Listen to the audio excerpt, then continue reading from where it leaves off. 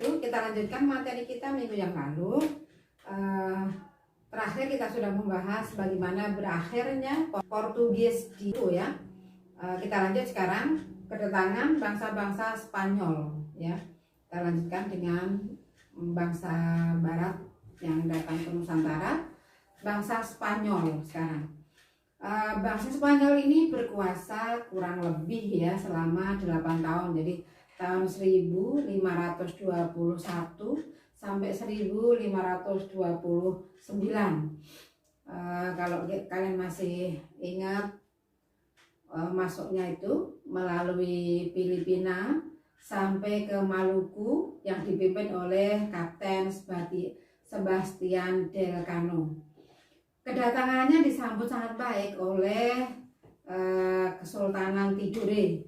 Kalian masih ingat kan, kalau Ternate dan Tidore itu memang bersaing sangat ketat. Itu apalagi pada saat itu Ternate dibantu oleh Portugis dan Tidore dibantu oleh Spanyol. Akhirnya menerima kedatangan Spanyol itu gitu.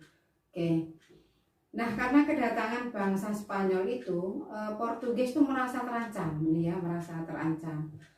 Melihat aktivitas Spanyol ini, Portugis merasa terganggu hak monopoli perdagangan rempah-rempahnya. Sehingga terjadilah konflik antara Portugis, di mana Portugis ini menuding Spanyol pelanggar perjanjian Tordesillas pada tahun 1494. Masih ingat gak kalian perjanjian Tordesillas? Kalau kalian mau tahu isinya perjanjian Tordesillas, silahkan kalian literasi sendiri ya, dicari sendiri apa sih perjanjian Tordesillas, kemudian sampai mengapa bisa terjadi perjanjian Tordesillas gitu ya.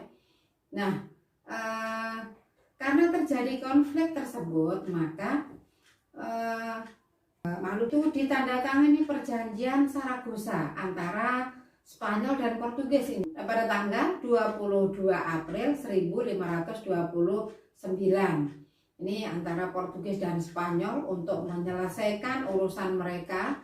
Mereka sama-sama ini yang tadi itu di dalam peta konsepnya itu perebutan hegemoni itu ya, perebutan pengaruh yang berada di Nusantara. Isinya wilayah barat ya, wilayah bagian barat dikuasai Spanyol, kemudian wilayah timur dikuasai oleh Portugis. Nah, gara-gara perjanjian ini akhirnya Spanyol meninggalkan Maluku dan pindah ke wilayah Filipina. Itulah makanya kemerdekaan pertama Filipina itu merdeka dari Spanyol, bangsa Belanda di Indonesia. Portugis, Spanyol, kemudian Belanda. Di bawah pimpinan Cornelis de Houtman, mereka tiba di daerah Banten. Kemudian dilanjut pada tahun 1598 sampai 1600 di bawah pimpinan J.C. van Eyck, yang mana pada saat itu kedatangan J.C. van Eyck ini disambut oleh Banten dengan sangat baik.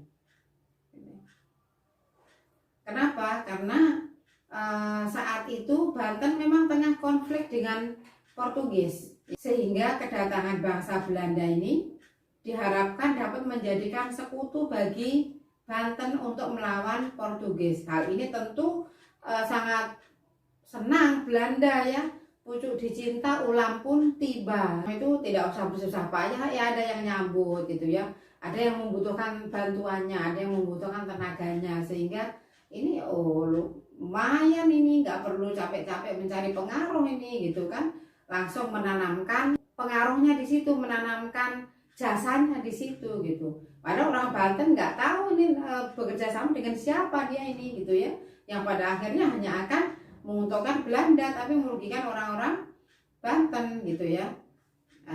Setelah Belanda gitu berhasil bekerja sama dengan Banten, kemudian berhasil juga membantu Banten melawan Portugis, maka Belanda akhirnya membentuk kongsi dagang. Nah, sudah berada di Nusantara ini, mereka akhirnya membentuk kongsi dagang namanya VOC atau Verenigde Oost-Indische Compagnie ya, Compagnie tulisannya. Tuh.